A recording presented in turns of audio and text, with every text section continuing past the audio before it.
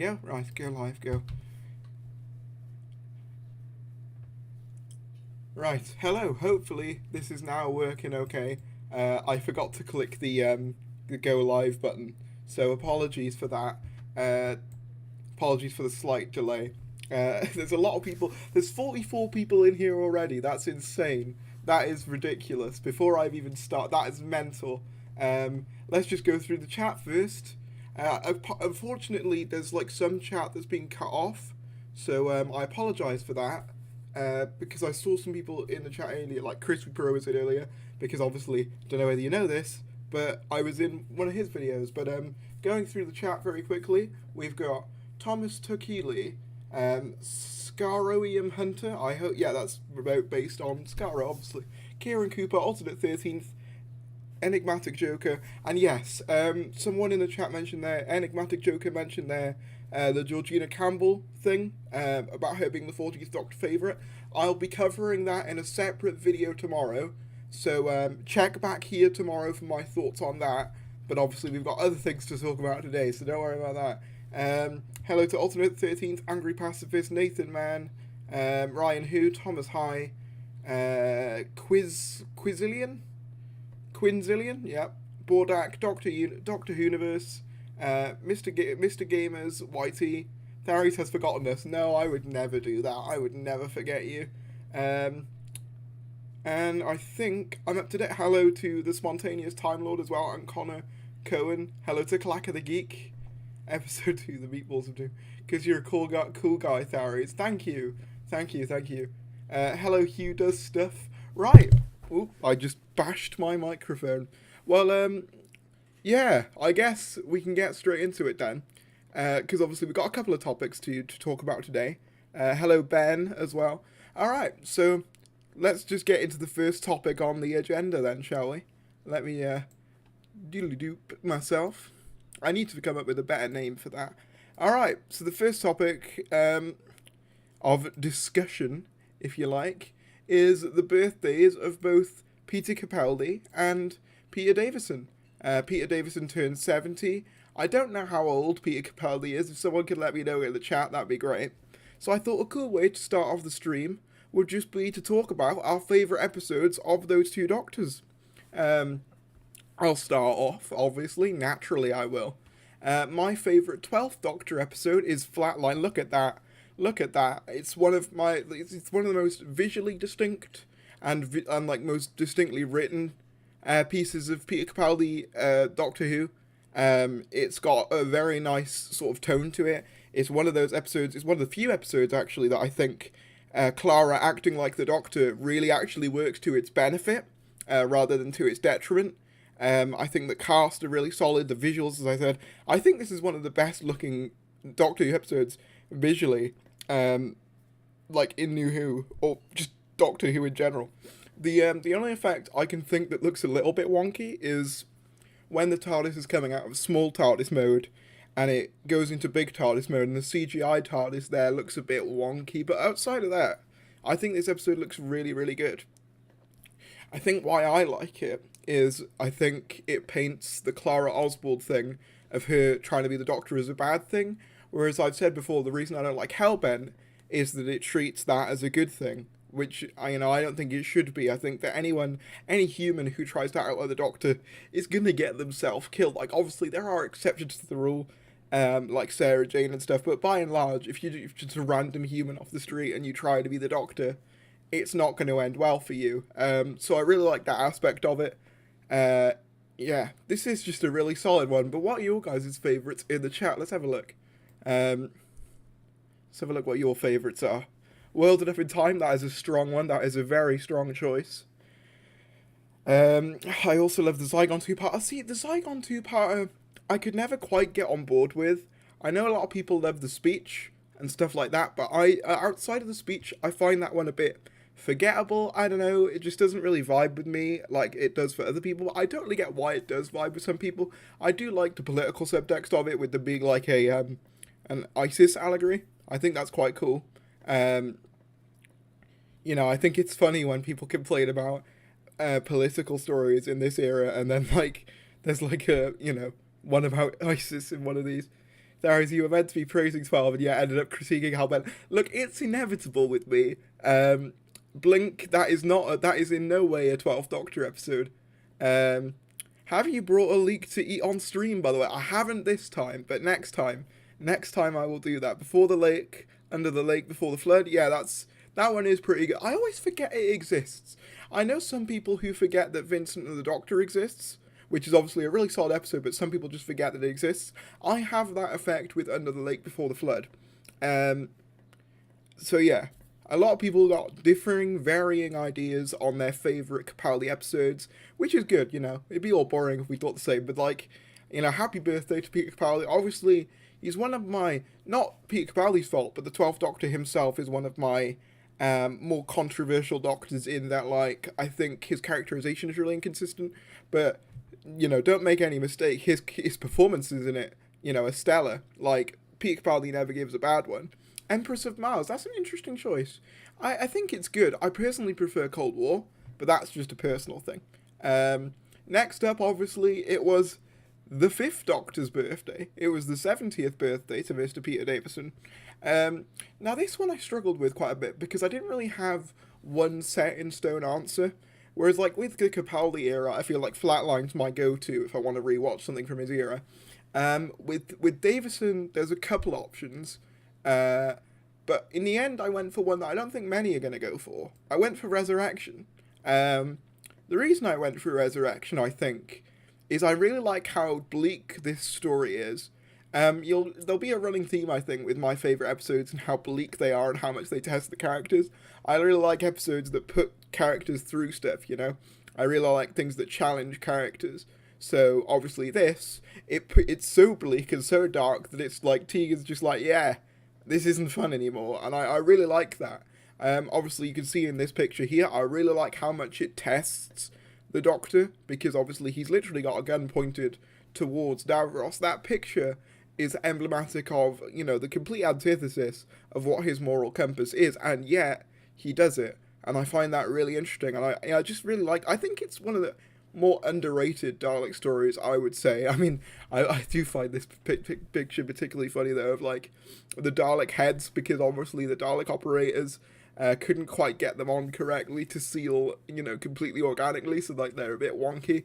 But yeah, I think Resurrection is really underrated. It's the first Davros performance of Terry Malloy, and yeah, I think it's really underrated. It sort of kicks off the Dalek Civil War with him basically corrupting the Daleks to be more loyal to him again. The reason all this is fresh in my mind as well is because my Dalek video essay should be coming out soon, so keep an eye out for that, or at least the classic Who segment. The new Who segment might be a bit later, but yeah, what are your guys' favourite Davison stories? You need to listen to Creatures of Beauty, Big Finish story. If you have Spotify, listen to it. Noted, I'll give that a look. Black Orchid, okay, interesting choice. A lot of people saying Black Orchid, okay, good. Snake Dance, and Kinder. Yeah, I never really vibe with that two-part, like, those two stories that much. I was tempted to put, the 5 Doctors as my favourite, but I think that more than anything is just because, you know, of what it is, you know, it being an anniversary special, it having all these different Doctors in it.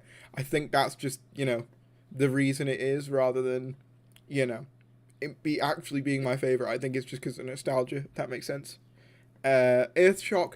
See, Earthshock, I have an interesting thing with Earthshock. A lot of people, I think, from what I talk to, prefer Revelation to Resurrection, whereas I prefer Attack of the Cybermen to Earthshock. Don't get me wrong, by all accounts, Earthshock is the better story. However, I have a lot more fun with Attack of the Cybermen. I think it's a much more enjoyable watch. I think it helps that it's a bit shorter as well. But yeah, Earthshock's still a great story. I think, you know, it's funny, I got one comment once being like, why did you spoil it for me that Adric dies? I'm like, it's been out for like 20 years. That's been a meme for like decades before memes were even a thing, you know.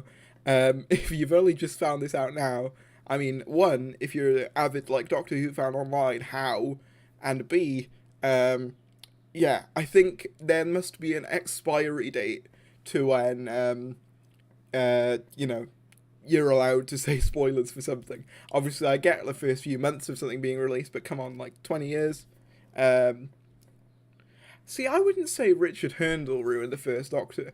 I do think it like implemented that sort of weird trend of the First Doctor being weirdly um, like patriarchal and sexist, which is kind of strange because in the Five Doctors, because a lot of people attribute it as being a new thing to um, Twice Upon a Time, but in the Five Doctors, he's like, "Why don't you make us some tea?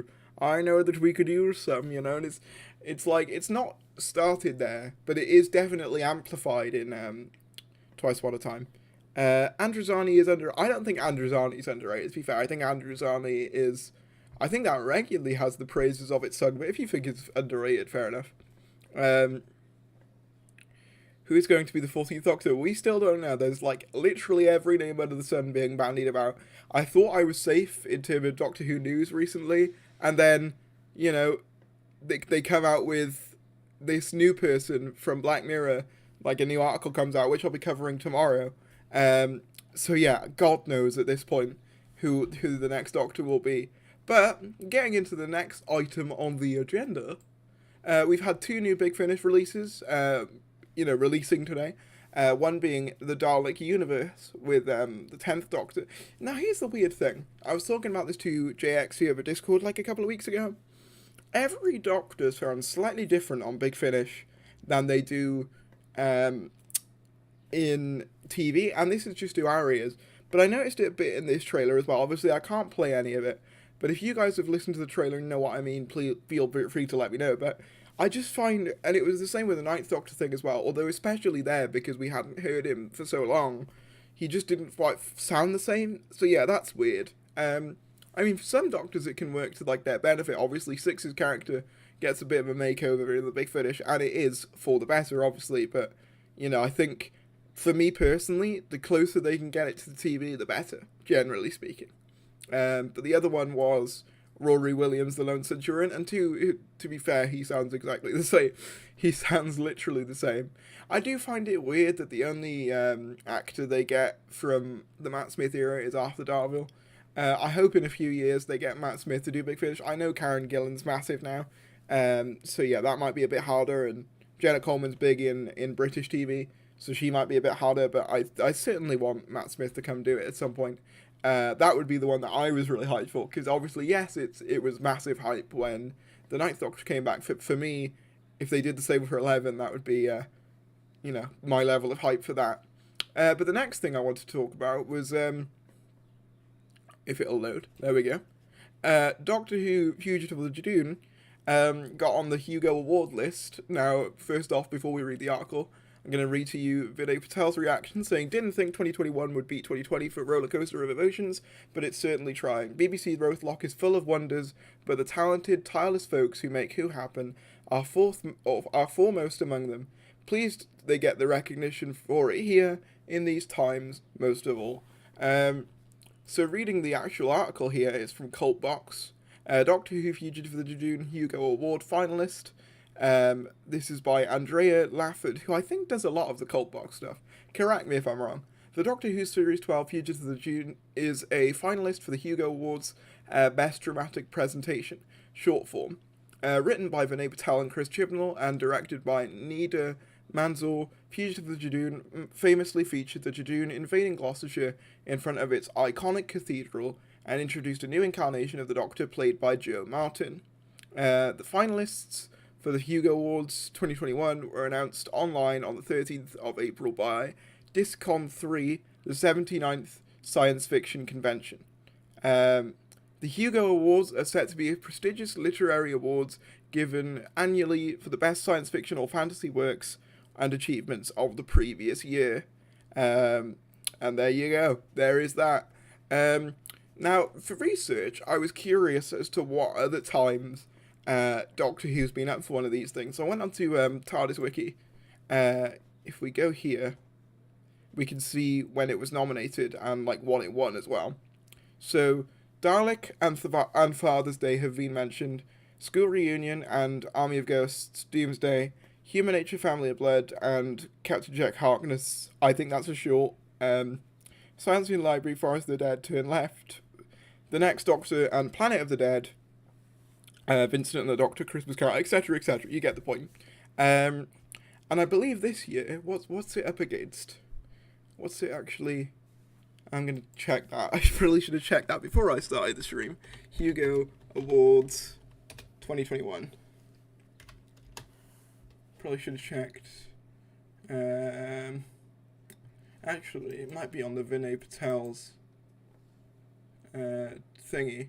Okay, so it's up against The Mandalorian, which like, I haven't seen much of that show, but from the directing I have seen. Nothing in the series. It's not directing, sorry. It's just the actual best dramatic presentation. I don't know why I thought it was directing, but from what I've seen of that show, Series 12 doesn't even hold a candle to The Mandalorian in terms of quality. It's not even. I don't think it's even comparable. And the fact that if we look again at the TARDIS wiki, it's literally been nominated every single year. I think pretty much. This is one of those examples, and I don't want to sound too mean because obviously it is still a big achievement for those involved, but it does just sort of feel like the Doctor Who could just show up, or the BBC in general, could just show up and be nominated for a bunch of awards. That just seems to be how it works, because the Daleks, the animated thing, got nominated for an animation award, which is hilarious because it was one of the things most lambasted for its terrible animation. So yeah.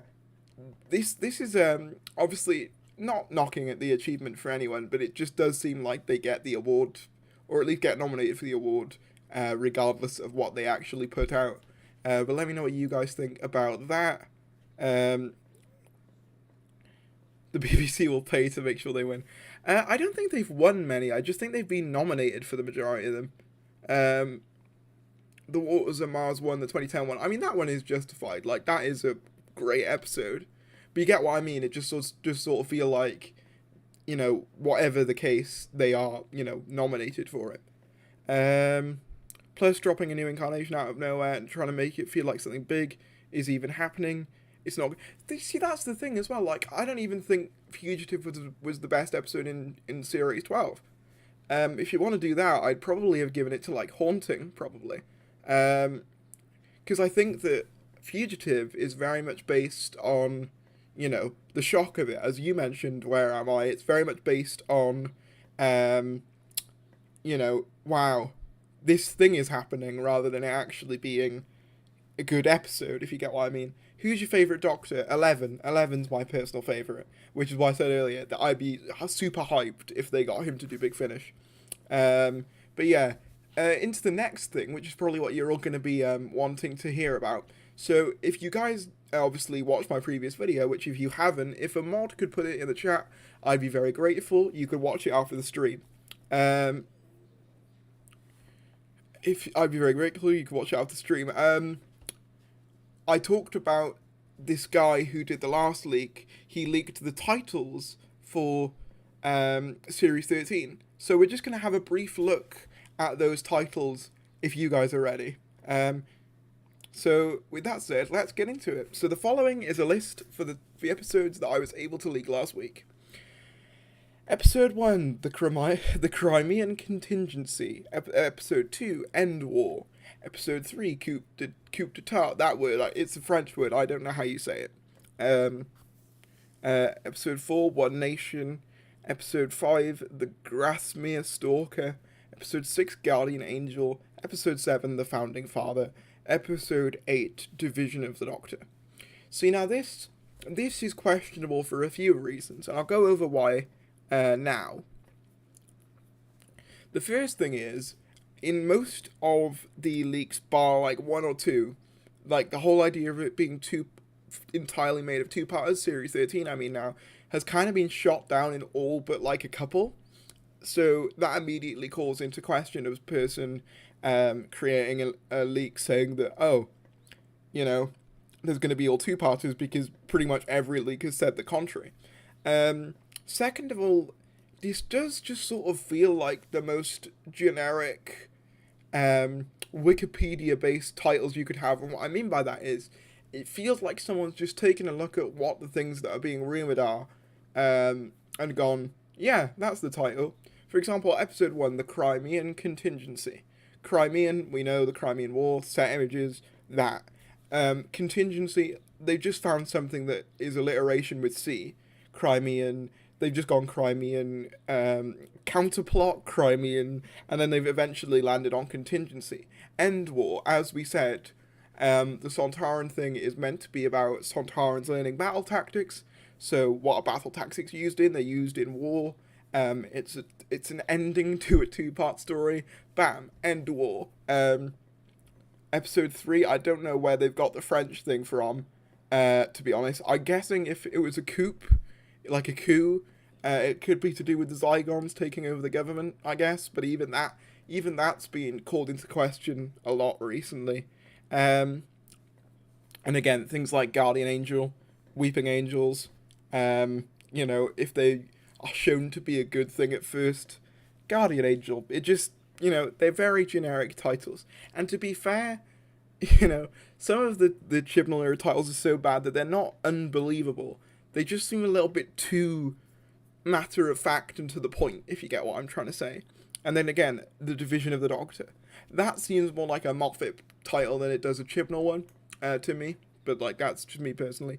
The Founding Father I could see being a real title, to be fair. But again, it's kind of just based on the leaks that are already existing. So yeah, I wouldn't put too much stock into this one.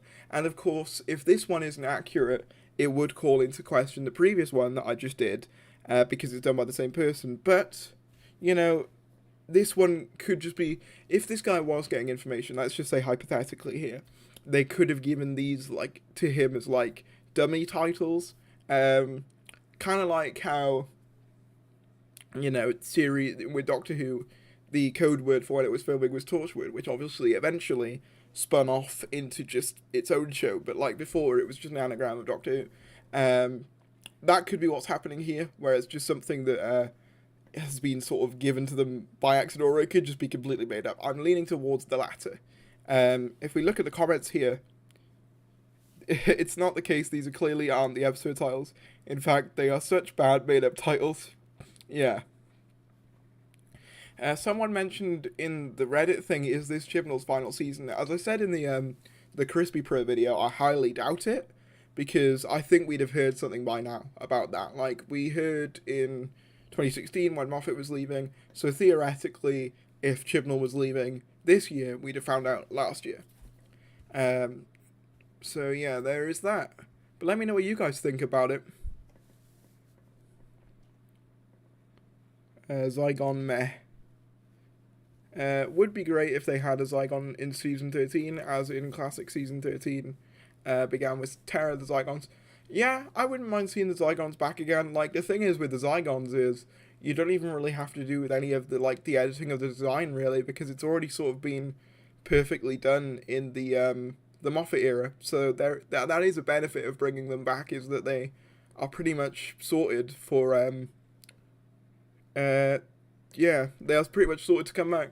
I think Chris Marshall would be a very good 14th. I think, at this point, because he's been rumoured so much, I kind of want anyone else. For the simple fact that I don't want the bookies to be right, because they've, been putting their money on Chris Marshall for years, and I just don't want them to get the money for basically betting the same way. Hello to Hula Man as well. But, yeah, I just kind of, at this point, I want it to be anyone else, if only because I don't want the bookies to be correct about it, if that makes sense. But yeah, I don't know, these past years feel like they've kind of been left in the dark when it comes to announcements regarding Doctor Who. Yeah, this is the thing, I'll go full screen for this, because I wanted to talk about this a bit. Let me just get this thingy. That's the wrong thingy, that's not good, reality is falling apart, none of it's real, it's all a matrix. There we go, right. So, a lot of people, they ask me, okay, well, why do you do these videos, though? If you know there's a high chance of them being inaccurate, if you know there's a high chance that none of it's going to be real, why do them? Why spread the fake stuff, basically? Why signal boost something that, isn't accurate? And there's a couple of reasons for that. One, I mainly think it's an enjoyable read, and I think as long as you're under no false pretenses about it being inaccurate, I don't think there's any harm in looking at something that might be inaccurate, as long as you make clear to your audience that there is a high chance that it is inaccurate. Second of all, I think that I've seen a lot of comments of people saying these leak videos are like my only source of excitement for the new era of the show. These are the only things that keep me interested in the show, because like the BBC just don't give us anything. And I'd be willing to bet that that is true for some of you as well, even just in the chat, because it's one of those cases where, yeah, the BBC just don't give us a lot, especially not this current team. And I get that that is in some way intentional. I get that Chibnall likes to keep secrets. I get that that's a big part of what he sees as the appeal of Doctor Who. But I think there's a balance between those two things, and I think that Chibnall goes a bit too far in the other direction in terms of not giving us anything, whereas Moffat was like the other end of the extreme, where he was like, too much. And I think right in the middle, you've got like the perfect place, like probably RTD. Like, I can't say that I remember much of the RTD era when it came out, because obviously I only got into the show with The Next Doctor, but from what I've heard from like secondhand accounts, as well as things like watching the trailers on YouTube and stuff like that, they deliberately didn't give too much away, but they gave just enough for you to get hyped and, enough to be satisfied. Whereas now, it feels like, well, when did Revolution come out? January. It's January, we're now in April. It's been 4 months, and we've had practically, nothing. And obviously, I get the point that, it doesn't come out till October, give it time. Fair enough, but, that's a long time to wait, January to October.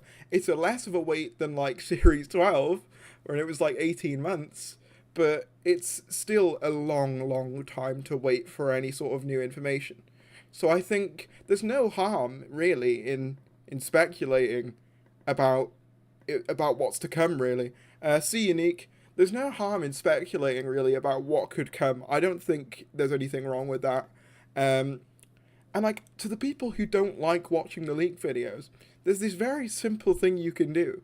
And, I get comments, people saying, don't report on these things, because just stop reporting on them. They give me negative feedback, saying don't report on them, be very, very negative towards me. And I'm like, if you don't want to listen to the leaks, don't listen to the leaks. It's you just don't click on the video. It's not, I don't get what part of this exactly, is wrong here. If you don't want to hear about the leaks, then don't watch videos about the leaks. See you, Ryan Hubert. Yeah, I hope that makes sense to everyone else. Oh, I saw William Hu in the chat. How you doing, William? Sorry, I'm probably going to steal your video. Well, not steal your video, but I'm going to end up doing a video on the new 14th Doctor bookie thing that you recently put out. I saw it on, I saw it originally on We Got This Covered, but for some reason my internet wasn't loading that page, so I had to get it from one of the other ones. I can't remember what it's called. One of the comic booky type news forums. But yeah, if you see a video like that, if you want to hear my thoughts on that new rumor about the woman from Black Mirror being the Doctor, then you'll have to wait till tomorrow for that. Back in Doctor Who Season 2, there was a thing you could do, text the BBC, and they would send you an exclusive preview video. See, that's cool. They're jealous, fam. Yeah, probably, but it just, yeah, don't listen to them. They're probably insecure about hugging. Oh, well, thank you very much, Void. I saw that you watched the leak saga. I would suggest that to anyone who wants to get into the leaks, because that's the majority of the ones. Because obviously I have done a couple since then, but I think the majority of those have either been successfully debunked or are ludicrous enough to the point where, there's very unlikely that they'll happen. It's been, with every leak that's come out, it's seemingly getting more and more elaborate. So, yeah. The leak saga, as it currently stands, is the ones that I think are either most likely, haven't been debunked, yeah. I'm new to your channel, so as far as I've seen, I already like the fact that you don't seem to do clickbait videos as actors leaks are accurate. Exactly, like that's the thing. Like, people will have a go at people for clickbait. At the end of the day, part of being a YouTuber is clickbait. But as long as you don't, lie to your audience, I don't, I don't think there's any issue with it. Because in those videos, I always say, like, even in, I think in the one about Pete McTeague being showrunner, I literally called it a fake leak because I thought that it was so unlikely that it's probably fake. Same goes for, like, some of the leaks that I think are a bit more out there. I'll just call them, I'll put leak in quotations like that. I don't know why I did quotations like that, but there you go. Even in this title here, you can see leak is in quotations because I don't think it's accurate.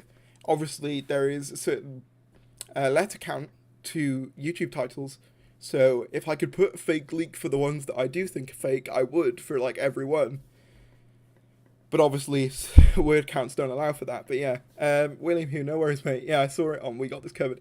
Yeah, no, if you haven't subscribed to William Hugh, by the way, I'd highly suggest it. He gets stuff out like really quickly as well, like on news articles and things that I haven't even got a chance covering. I really enjoyed your video on the fandom, by the way. Thought it was really like well done and like even. I think you did both sides really well. And I'm glad I'm not the only person noticing the toxic positivity.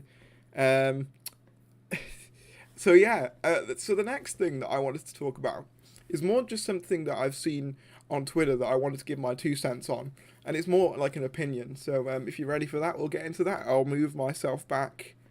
I think I'm maybe a bit, there we go, if I just make myself a bit smaller again. I need to come up with like a sound effect. I need someone to create like a sound clip that I can use to like make myself smaller, so like I don't just have to like make noises with my mouth when I'm streaming. But this is the thing I wanted to talk about. There's 2 things. So I'll start with the other one first because there's like one I wanted to sort of end the stream on a bit more. This is the worst scene in the show for me. No matter how much you try and tell me that these people are friends or family at this moment, I don't believe you. You don't treat family like that. It's possibly the most tone-deaf and insulting thing in the show's history, and it's in reference to the "Can you hear me?" this sort of exchange here, where obviously Jodie and Graham are talking about his cancer, and 13 says, "Oh, I'm quite socially awkward," and I agree with Paulie Age 2. I think this is one of those that I think really could have done with either being cut or being severely like reworked. And here's the thing, you didn't even have to drop the Doctor being awkward to make this work. You could keep her being awkward by having her saying comforting, or like, but not being 100% sure in it, or her giving him an awkward hug, or something like that. So you could maintain that asset of her character if you really wanted to keep it. But without indicating that, like, it should just be shrugged off. Because that's kind of, what you gotta remember is, like, this era in particular, it aims itself a lot towards kids. And that's not personally my thing. I think, personally, Doctor Who's always at its best when it tries to appeal to the widest demographic possible, as in adults and kids. I think that's why RTD's era works so well. It's got a lot in there for kids. You've got all the cool monsters for the kids, but you've got that little bit of, and little bit underneath the surface layer for the adults. I think the Moffat era probably goes a bit too far in the adult direction in some places, but then as well, I think, like, the Moffat era is just very inconsistent in general. There'll be points where it's too much for adults, and then there'll be points where it's too much for kids. Whereas I think, like, Jodie's gone the full kid direction. And I think they need to bring that back a little bit. Like, they did try a bit in Series 12 with the whole Timeless Child arc and her acting, being a bit more sad about her planet, but, like, that's, again, quite surface level, so I don't really feel as though that's very mature. Like, it's nowhere near the implication of, like, the Doctor committing genocide on its species with the Time War. It's just, oh, I'm sad that I'm different now. Anyway, that's kind of the story arc of Series 12. So, I mean, yeah, this is a good time to say as well, actually, if you're not following me on Twitter, at TharisYT, please go do that. I'd like to get us to 1,000 followers on Twitter if we could. If you do use Twitter, that is. But the second thing I wanted to talk about, and again, I agree with Paulie H2. Go follow Paulie H2, by the way. Pretty good memes. But Revolution of the Daleks killed my enjoyment of the current era. This one, I think, is especially pertinent because I've heard this sentiment echoed a lot. And I'm going to go into big screen to explain my thoughts on this, so bear with me. And then the other side. And then you sit to the right. Oh god, wait. There we go. Reality is restored. Okay, so I saw this sentiment is something that has existed a lot recently because the Who Addicts, if you watch their review on Revolution, it was the episode that sort of killed their enjoyment for the show. And I think the reason for this, and I've been struggling to put this into words well enough to explain in one of these sort of live streams or something like that, but I think the reason that this is so much the case for Revolution is that on paper it should have been a 10 out of 10. On paper, Revolution should have been a 10 out of 10 story. Like, it had all the elements. You've got the Doctor in prison, you've got Dalek Civil War, you've got, you know, Daleks being used by the government as, like, defense drones, and there's so much commentary you could do on, you know, security and like, police brutality and all sorts. And especially with the year that it came out in, you could do so much with that. But it never commits fully to one of those ideas, which is arguably, for me, the biggest issue with this era, is that it'll have these great ideas, like these great things that just, you know, are perfect ideas for Doctor Who stories, but they never commit to them. Like, another example of this is in, what you call it?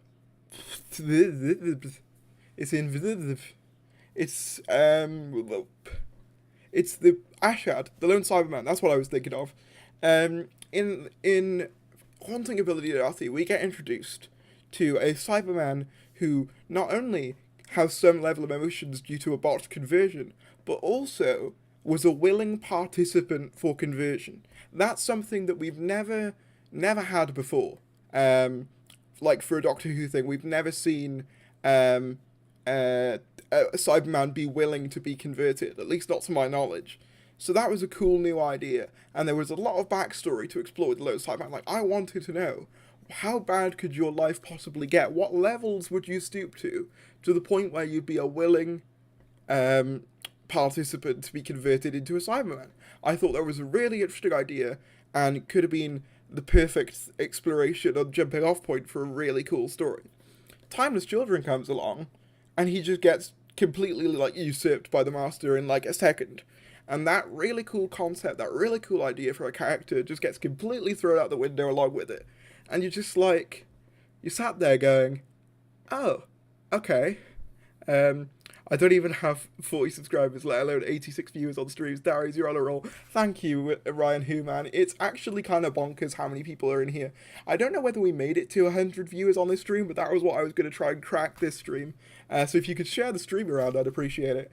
But yeah, like, there's so many cool ideas that they come up with, but they just don't. And I think that's what's most frustrating about the era, is that it's so close, quite often really close, to being decent, but it never quite sticks the landing. And I think that's what makes it more frustrating than something like, you know, even Moffat for me. When Moffat did a bad one, he did, like, a bad one, you know, and, like, you could be like, oh, he just had an off day that day. You know, it didn't, like, obviously it would annoy me, but it wouldn't annoy me as much as something being so close to good, but just not quite making it. It's like that kid in, like, you know, if you're a teacher, it's like that kid in school who, you know, could probably get, like, you know, B's or, like, maybe a low A if they really, like, tried. But yet, they refuse to, and they keep, like, going on a C. Like, you know that they can do better, but they refuse to do it. That's what Chibnall Doctor Who feels like to me. It feels like the kid who refuses to try, who's got potential, but just doesn't put in the mileage, really. Like, it feels like Chibnall stories are always like, one last hurdle away from being really, really good, and they just never quite get there, and I think that's what's most frustrating. And I think the reason it was highlighted the most in Revolution of the Daleks is because it had so many good ideas in it that just weren't capitalized on, As I said, Dalek Civil War, humans using Daleks as defense drones, the Doctor in prison, that was over in like 10 minutes. Like, there's nothing to that at all. It's over, essentially. So you end up wondering, well, what was the point, Let me read what you guys have to say there.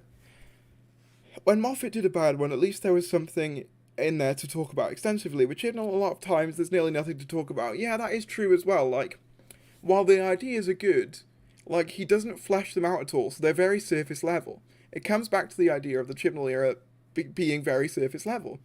It just... Chibnall, to me, he just needs that one person to, be cracking the whip behind him and going, go on, you're almost there, sort of thing, but he never quite reaches the finish line, Which is what makes it most frustrating, really. Wait, someone's saying there's no connection, is that true? I hope that's not true, because 92 people are watching. Is the monster from Doctor Who's Satan Pit the one from Torchwood? Wait, the devil? I don't remember the devil being in Torchwood, but, Jadoon didn't even show up in yeah, exactly, that's a perfect point. Zach Bob 11 has made my point for me. They literally had Jadoon in prison, and they didn't show any Jadoon in it. Like, how easy would it have been? You literally had them in the last episode. How easy would it have been to get the costumes out and just have them patrolling the prison when the Doctor's in there? Like, just little things. They just never quite... William Hu asks a good question. He says, do you think they need to drop the standalone stories?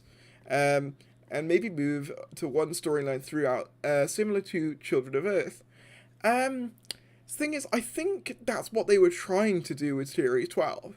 I get the vibe that Series 12 wanted to be that.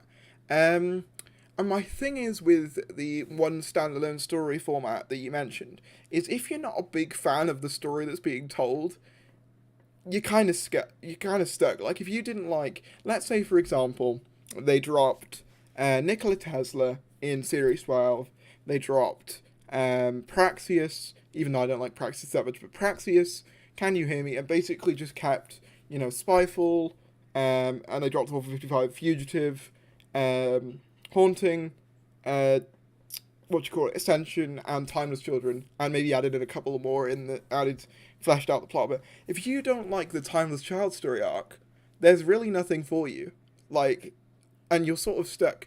So, I hesitate to say yes, but if they found a good arc that they think that would resonate with the audience, yes, I think then, but with the Timeless Child, I wouldn't have done it in that case, if that makes sense. Moffat and RTD episodes that were bad were mainly filler.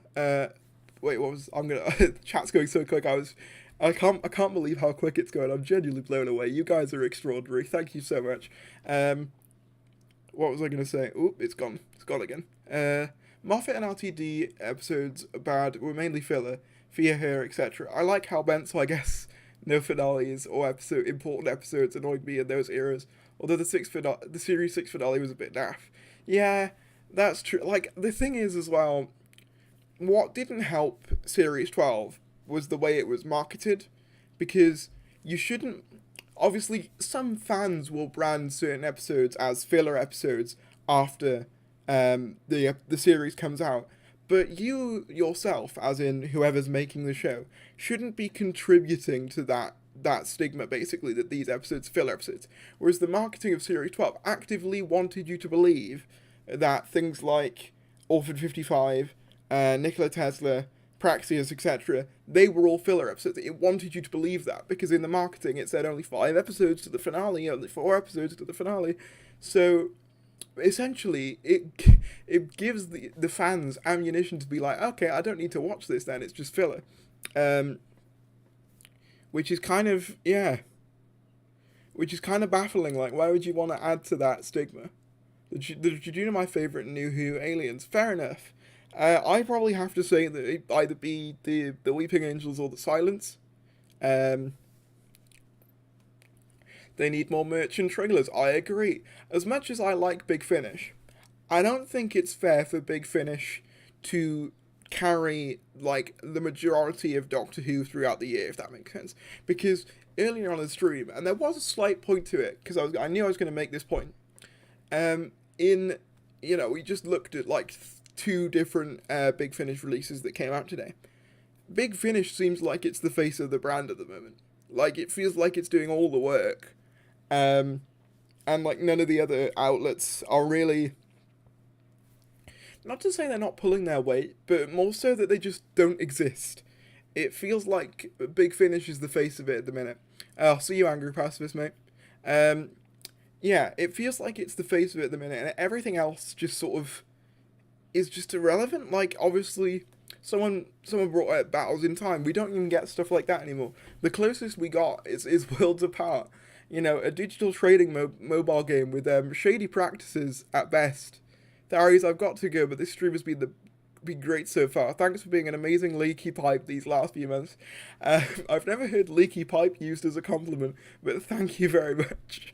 Regardless, I really appreciate that. Series 5 is the best model for filler episodes. I agree, because like the thing is with Series 5 is that even its filler episodes don't feel like filler episodes. Say, for example, second episodes quite often are filler episodes. But like with Series 5, you have Beast Below.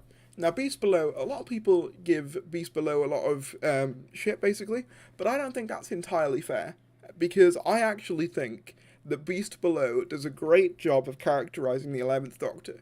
He's a man who's trying to forget the Time War. You know, the 10 while he was recovering, it was still very much recent history for him. Whereas 11, he's at a point now where he's trying to forget it. And that episode explores it really well.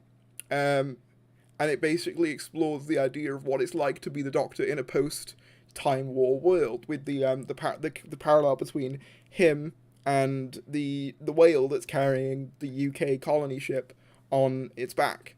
Like, that's the parallel.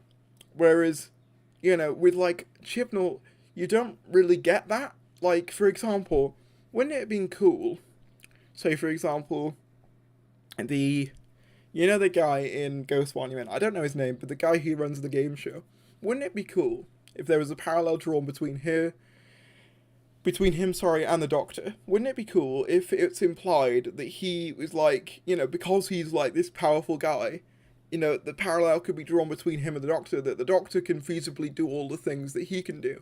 You know, because she has the ability to time travel. Theoretically, she could get all these races together and force them to compete for her own entertainment. She has that level of power, as does he. But the interesting thing is, why wouldn't she do that? We get to see more about her character, whereas we don't get that now, if that makes sense. Even, like, the filler episodes don't tell us a lot, or at least not enough, about the characters. And, like, that's the thing I've always said. If an episode is bad, but you learn a lot about the characters, I can kind of forgive it a bit more, you know? Like, for example, Power 3, the Chibnall era written story. Well, not Chibnall era, but it was Chibnall written because, you know, he was writing under the Moffat thing anyway. That story is half good. The reason I say half good is because there's stuff about the Cube Man, and, like, the lair, and basically the entire ending is garbage. Like, it's just garbage. Like, there's no other way to describe that. But the character stuff is really, really good. The stuff about Amy and Rory wanting to leave the TARDIS, that's the stuff that makes Power 3 at least vaguely enjoyable to me. Pond Life as well, I believe, Hero, and that's entirely based on characters. And that's really good. So then, why, you may ask, does he not do this to his own characters? I think he thinks that Doctor Who is more about, like, the concepts, because that's more what Classic Who was, to a certain extent, although even towards the end of, like, the 80s, you had characters like Ace, who were very in-depthly explored characters. I think Chibnall thinks that Doctor Who's more about the concepts, where he's more of a conceptual, but even like the concepts are a bit, yeah. But anyway, he thinks the Doctor Who's more about the concepts, whereas I think Moffat and RTD thought it was more about the characters, and that was their driving force for the story, was the characters, what it did to the characters. The Time War is almost entirely designed to be a Doctor character arc, because we don't really see a lot of it in the RTD era, if any. Obviously we do in the 50th and stuff, but that was inevitable.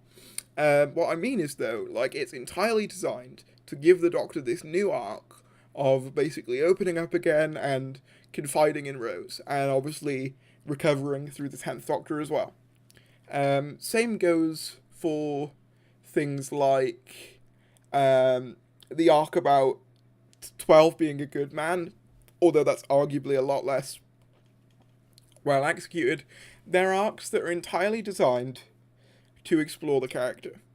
Whereas with Chibnall, what does the Timeless Child say about the Doctor? Other than, yeah, she's a god, what does it actually do to 13? It makes her sad for a bit. You know, it's just lacking that one bit of yeah. I knew that I was gonna get some flack for the character stuff, the stuff about character stuff in Hypnol Thought, if that makes sense. Yeah, so I hope that makes sense. But yeah, basically I think he's more of a concepts first type writer, whereas RTD and Moffat are more character first writers, and I think character first works a lot better for New Who, or at least what New Who eventually evolved into. But yeah, I mean, some people really click with it being less about characters and more about the visuals and the concepts and the planets and stuff. And fair enough. It's just not. That's just not my preferred way. So yeah, that's basically my point with that. I'm gonna read the chat for a bit. That was a long rant. I'm sorry. I didn't expect that to go on for so long. But it was fun to get it all out. Read the chat for a bit.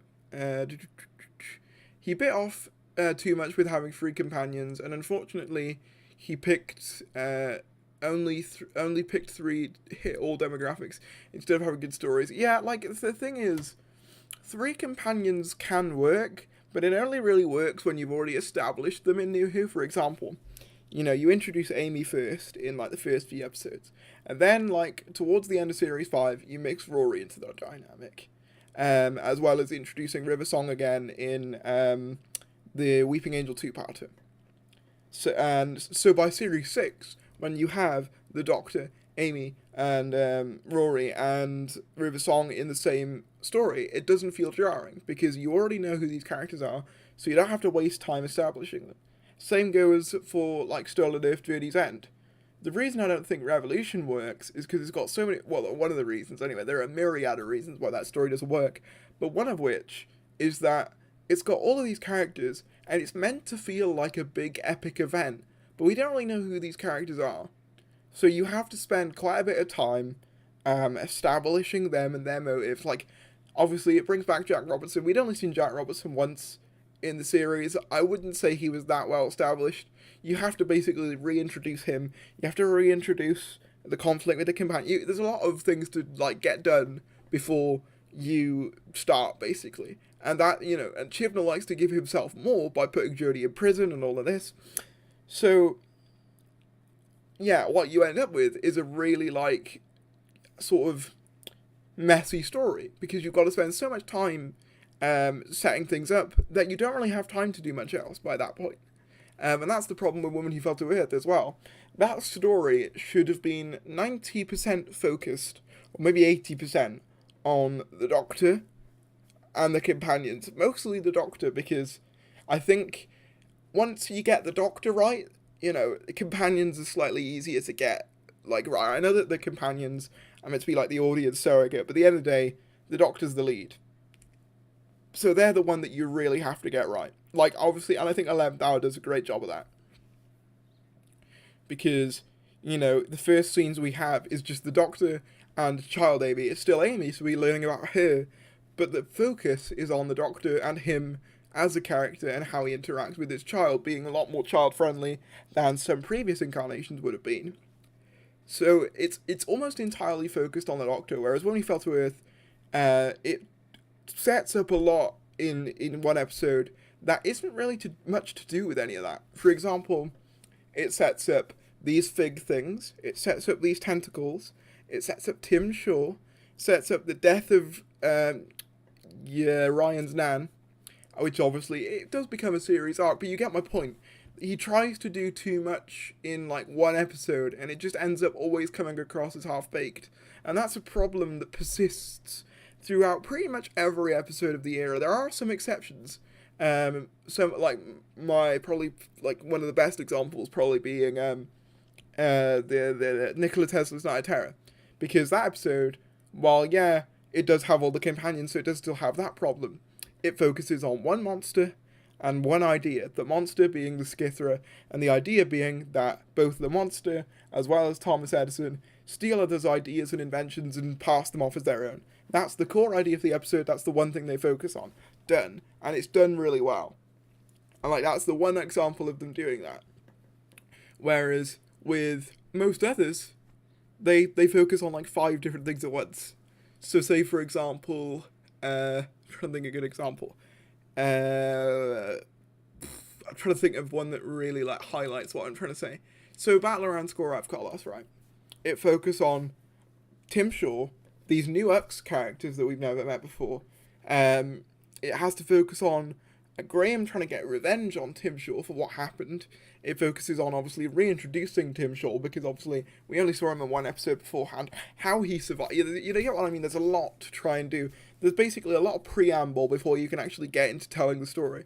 And I think that, he could do with like, and that's why I think a lot of people were hoping that Yaz was going to be the only companion in Series 13, and she might be for a couple episodes, because with one companion and one Doctor that have already been established, you, by the definition of something being established, have to spend a lot less time trying to establish things. And I think that's why people wanted it, because they would have literally, everything would have been established already. We've got the Doctor, we've got the companion that we know their dynamic, go tell adventures. Whereas now we've got to introduce Dan, and he's going to bring a bunch of new baggage with him, and new side characters like that woman we've seen in the set pictures, and it's just the same thing again. Like, some people said that Series 12 is Series 11 learning from his mistakes. I don't think it is. I think Series 12 is him covering up his mistakes with nostalgia. It's kind of like when you make a really bad cake and then you cover it up with some sprinkles or icing, Okay then, Tyrus, if you had to redo an episode in the era, which story would you like it to be? And I'm curious what you'd do with it. Whew, okay, that's an interesting question. I haven't really thought about that. I'd probably go for Haunting, because as much as I think that it's a great episode, I think it's hampered by its connection to the finale. I think if it was a standalone story, I think it'd have been a lot better. I think, personally, as much as I think the Sideman stuff is creative, I don't think they were the ideal villain for that setting. So I'd change them out for the Weeping Angels. Have the story be about the Doctor and Fam. Obviously, you'd have to change Mary Shelley because it wouldn't work in the context. Just have it be some random Victorian family that get plagued by a bunch of Weeping Angels in, like, Victorian England. You could even have them be sent back in time to where they are now. So it's the Doctor trying to help this family out, and because the Weeping Angels are connected to the Time Lords, that's why the whole perception filtery stuff is going on, because that's something Time Lords can do, and you could have played about with time distortion and stuff, and those people in the house that are meant to be ghosts, we can actually reveal that they're people under the influence of the angels, like Angel Bob in the Series 5 two-parter, or most recently, that guy in the Lonely Assassins game. That's what I'd have done. There you go. I hope that answers your question as well as I could. I put a lot of thought into that. Wait, someone just mentioned, I met an extra on Haunting of Illidia Darcy from Liverpool Comic Con. Oh, that's cool. That's cool. Wait. Oh, so this is the guy who still sims for chips. Is this me? I don't think this is me, but I mean, you might be at the wrong place, seeing as I've just spent the last 10 minutes sort of critiquing why his writing doesn't work. they're not directed. They're not directly connected to the Time Lords, but they are implied to be, because there's that bit in End of Time where they're like, "Oh, the weeping angels of old." Apologies, someone's just taking the dog out. The weeping angels of old, and you've got them covering their eyes in End of Time Part 2. So they're not directly, but they are sort of implied to be connected to them, if that makes sense.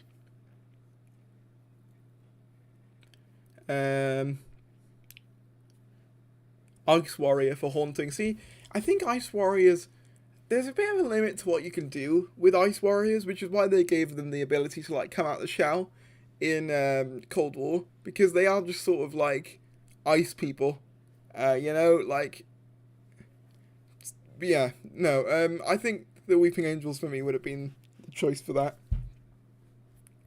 Or, like, another example, if you want to make something slightly better, have... Wait, what was I going to say? Yeah, so the Praxeus thing. Praxeus, the main problem with Praxeus is the political message is done well enough, and it looks good. The main problem is it's just boring. It feels factory produced. So spice it up by either including some Sea Devils and some Autons in there.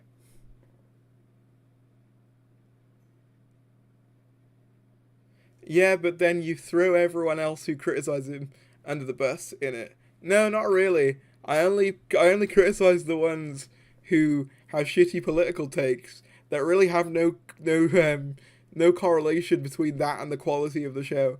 But yeah, so there you go. Do you eat Ice Warriors with or without the shell? Neither, because I don't think they'd be particularly tasty. I want a Planet of the Ux. I want a Planet of the Ux really, I don't know what that noise is. I want a Planet of the Ux really because they had a lot of potential. Yeah, they do. The only problem with the Ux is, like, the visuals are really sort of, they're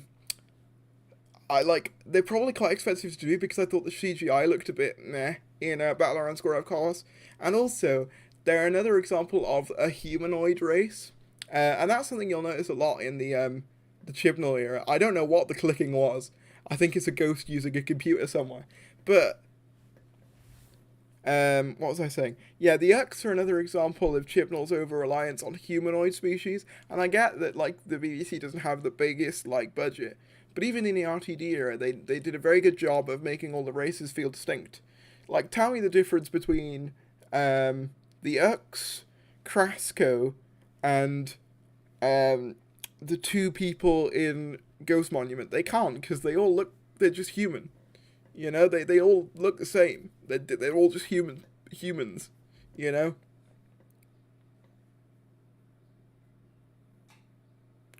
I mean, look, I don't try and earn brownie points off anyone, so I don't know who told you that I do that, but I really don't.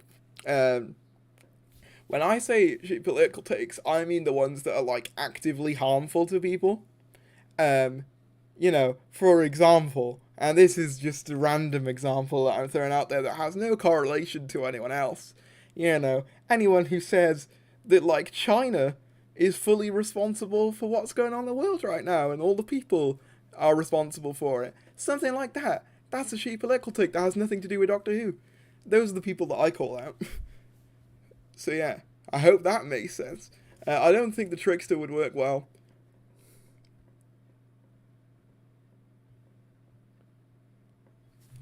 I'm just gonna,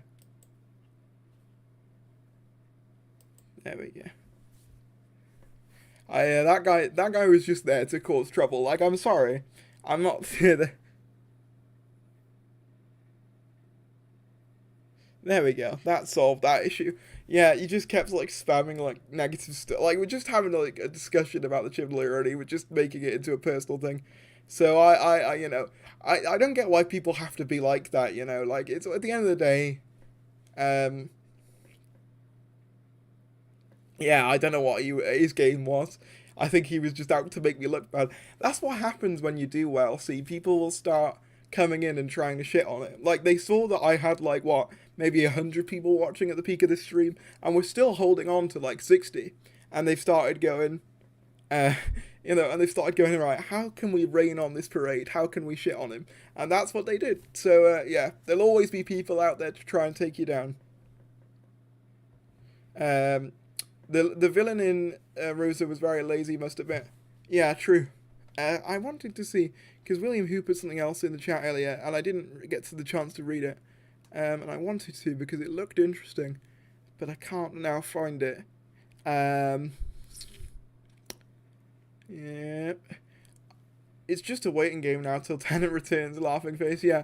I love Tennant, but the BBC team seem to be using him a lot recently. I agree. I do agree, like, they're getting way too out of hand with their Tennant usage. Like, you know, obviously I get why, but at the end of the day, he's not the only Doctor that exists. If you are going to insist on relying on nostalgia, at least don't do just one type. If you get what I mean, like, at least, you know, bring in, I don't know, trying to think of it, like, you know, bring in, like, Matt Smith, or bring in one of the classic Doctors to do more. And obviously, I know they do Big Finish already, but, like, why not have an event surrounding the 3rd Doctor, or the 8th Doctor, or something? You know, it's always just 10. And I know that he's the most popular, so he is the safest bet. But, like, isn't that just kind of boring if you just go for the safest one every time, you know? I think the Doctor will use her President of Earth powers to reinstate Unit. Yeah, I forgot that she was technically President of the world now.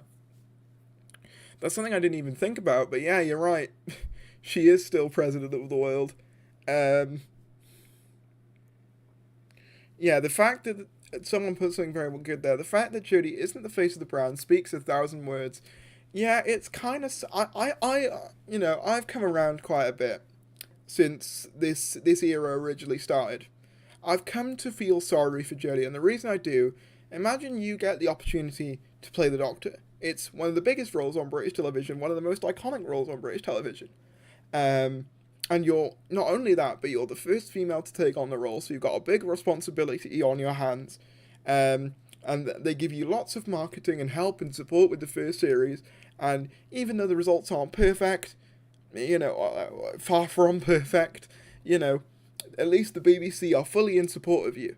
The next year comes along, and, you know, obviously your next series comes along, Series 12, all the marketing is basically gone.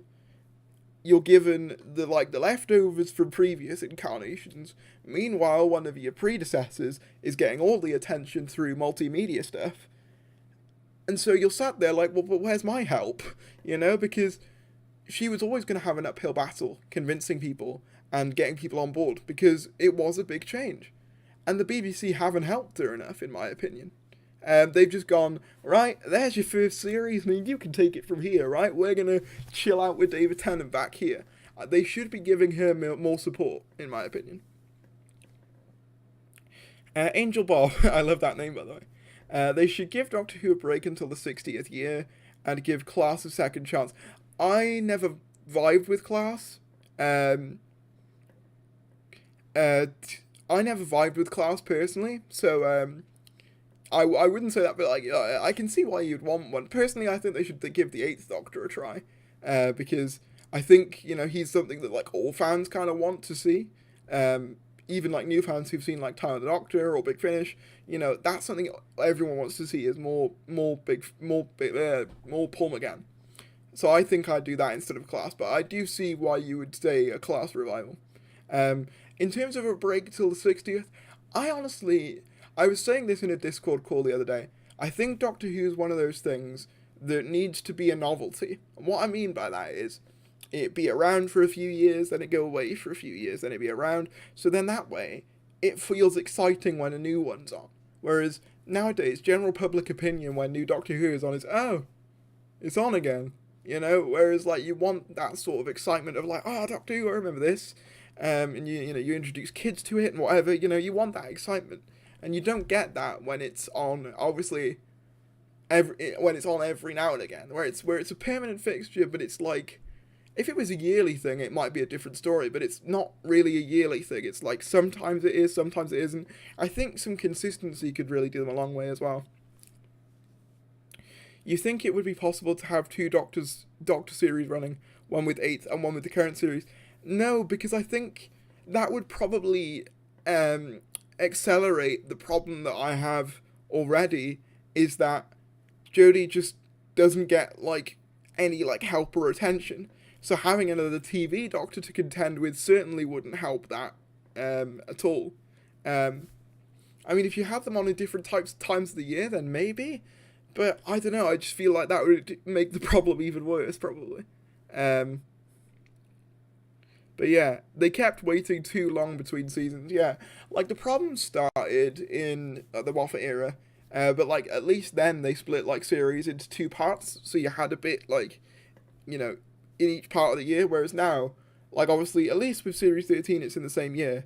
But Series 12, we had to wait, like, Series 11 ended in, like, January of 2019. We had to wait we had to wait a whole year, essentially, before a new one came out. There was no new series in 2019. And as I said, this wasn't a new thing. It happened in 2016 as well. But I think that wouldn't have helped with the ratings situation. Okay, so just to run over the leaked titles once again, for those of you who haven't seen, because I realise some of you may be coming in who are new. Well, thank you, by the way. The leaked episodes are as follows. I don't think they're accurate, but here they are anyway. The Crimean Contingency, End War, Coup d'etat, One Nation. I didn't even put it on screen, but oh well. The Grasmere Stalker, Guardian Angel, The Founding Father, and The Division of the Doctor. I hope that was accurate for you. I hope that got the titles across okay for you. I forgot to put it on screen, but hopefully you heard all that. There should be more spin-offs. Yeah, I agree. There was an interesting recent article that had... In fact, I think I can find it.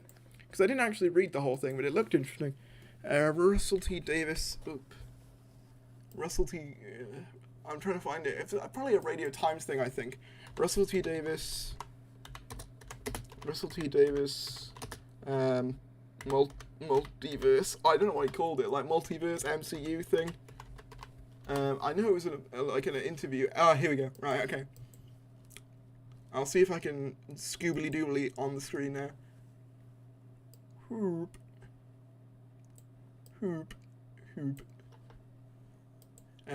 I agree. Russell T. Davis says Doctor Who should have more Marvel-style shared universe, of spin-offs. He feels that Doctor Who should be just as ambitious as Hollywood's major franchises. Now, what's interesting about this is that he kind of, like, predicted the MCU in a way when you think about it. Because he predicted the idea of setting up a bunch of individual characters through, well, in this case, TV shows, and, you know, obviously some big events, and then having them come together. He did Avengers before Avengers was even a thing. Russell T. Davis has said that the BBC long-running science fiction franchise Doctor Who should have a vast shared universe similar to that of Marvel and Star Wars. The prolific screenwriter who launches LGBTQ+ drama It's a Sin this weekend became a household name for his work on Doctor Who during the Christopher Eccleston and David Tennant years of the show. A decade on from his departure, after handing the reins to Stephen Moffat, Davis still holds a lot of sway among fans of the sci-fi series, and his latest idea sounds very exciting indeed. In light of the recent influx of streaming shows set in Marvel, Star Wars, and Star Trek universes, he believes that Doctor Who ought to be implementing the same strategy. And I agree, like, that is something that should be happening. Like, Doctor Who's universe is big enough to allow for Marvel-style spin-offs, easily. So yeah, I say bring on the spin-offs. Like, I know that the budget is an issue, but, like, yeah. But I think that's going to wrap up the stream for, like, a little while now. Thank you all for tuning in. It's been absolutely amazing to see all of you coming in. Thank you all for watching. Goodbye.